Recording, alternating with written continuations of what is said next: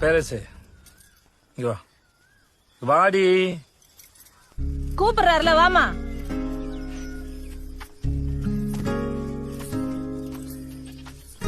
என்னடி இன்னும் மாடி கோவம்? நம்ம வாழ்ந்த வாழ்க்கை பின்னாடி நினைச்சு பார்க்கும்போது நம்மளே காரி துப்புற அளவுக்கு இருக்கக்கூடாது. போதுண்டி, இதுக்கு மேல அசிங்கப்பட முடியாது. போலாம் வா, போலாம். நம்ம வீட்டுக்கு போலாம் வா. ஆசைதான் வந்துருவா இரு. உண்மையில பிரச்சனை தான் போல இருக்கு. பொண்ணை வாழ விட மாட்டீங்களாக்கும். நீ எப்படி இதெல்லாம் பேசலாம்? உங்க சொந்தக்காரங்கன்னா எல்லாம் யோக்கியமா? இவ்வளவு வாய் பேசுறியே, நீ தாங்குவி அந்த குடும்பத்தை? தாங்குவாங்க. நல்லா வாய பாரு. தொண்ணூத்தி ஸ்பீக்கர் உள்ள வச்ச மாதிரி.